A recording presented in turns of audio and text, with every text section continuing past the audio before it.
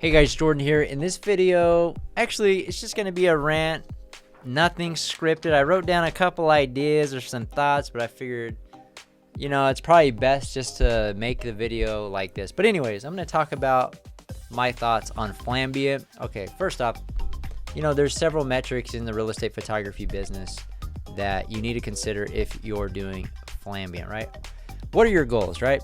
Are you a one-off photographer that wants to charge high pricing for real estate photography and maybe be a solo or a small team operation future ambition? If that's what you are, there's no right or wrong answer. You don't have to grow to over 100 team members like I have. You can be small in a little niche. And I think that would be appropriate for somebody that just plans on doing it by themselves.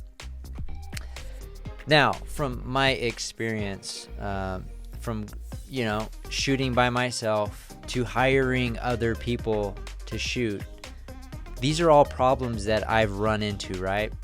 Initially, first off, I will say we actually shoot Flambient style, similar. We call it luxury photography on our higher end listing. So it's not like our default for your average run-of-the-mill property.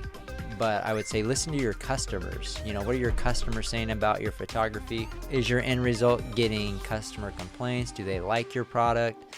I think that's what really matters at the end of the day. It's not like real estate agents aren't online looking like what are the latest and greatest techniques, because it's Flambient today and then tomorrow there's going to be a camera that just a single exposure that does everything really well. Man, I'm telling you, I started shooting HDR, then we shot flash HDR with a flash exposure blend, all kind, you name it, the method for shooting real estate photography, I've tried it and or used and implemented certain things that just kind of have evolved over time with the mindset of scalability, because that was my mindset, right? I didn't want to be that burned out real estate photographer that stuck there with a super high quality product that can't bring on additional people because that person's going to have a skill set that's super high to be able to meet your customers' expectations. So you kind of box yourself in if you are delivering the highest of quality all the time to your customers. So then when you do bring on somebody and their end results aren't as good as yours, that's when you're going to be having some issues. Now, like I said, that's not going to be issues for everyone, but I will tell you right now, we don't focus on existing real estate photographers. We feel like a lot of them have, bad habits, or even photographers in general, right? We look for people in our business specifically that can deliver a great customer experience. Do they smile? All those things, are they pleasant to be around? Those are the things that we're looking for, and we train our people for as little variables as possible when they're getting started so that they can focus on composition and get that dialed in. But anyways, I don't know why I went on about that. But there's like some metrics for me, right?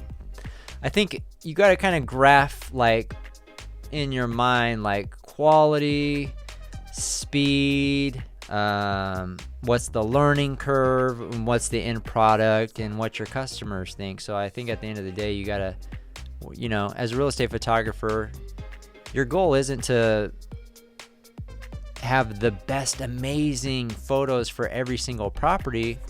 Maybe that is your goal, but I would say that it's probably not the right goal, because it depends on the property type, what the goal of the real estate agent is. Do your customers value speed? Is a slower process, does your customer value a higher quality product slower? Or do they want a good product that may not be the best product, but it's a good solid product much faster? So I would say you need to understand your customer and demographics. So now if you're only shooting luxury high-end, yeah, for sure, you gotta always be top-notch. But I would say that type of photography is pretty hard to scale beyond oneself. And I think that's a reason why a lot of real estate photographers, they feel kind of stuck, or they're too hung up on perfection of the product. In my mind, when I was shooting, before I started bringing it, I had to be okay with getting 80% quality of what I could produce by somebody else. And then as time goes by, I've been trying to figure out variables. What can we get away with? What actually impacts the end result? How can we make it better? What are some issues that we're running into? You dissect all that stuff. So anyways, speed, right? That's one. Quality. I mean, these are different metrics in your business that you're going to have to think about, and think about your customers and your target audience. I'm not saying one is good or the other. Me and my business, we are focused more on our customers, which value speed. They value wanting to get their listings on the market as soon as possible. So that's one of our competitive advantages. And so we kind of build things in, and we ask ourselves, if adding this variable or doing this extra step, is it going to make us faster or slower? Sometimes the result is better and faster, which is ideal for a lot of things. But these are the things you do have to think about as you go through your business. And then especially if you're planning on hiring other people to help you out and you want to continue to deliver a consistent result to your customers, what is your learning curve? And then, is your product at the end of the day helping your customers sell their listings? It's not that, they don't care. I could go out and shoot the most amazing photos, but at the end of the day, if I would have just shot that particular property HDR, maybe not as high quality, the end result for the customer would have been the same. One of the pet peeves when I look at properties online is that some people have terrible interior, whatever. The look of the interior of the property is not very good, but the windows are crisper than the interior of the house. You're not selling the garbage can across the street. You're selling the actual property.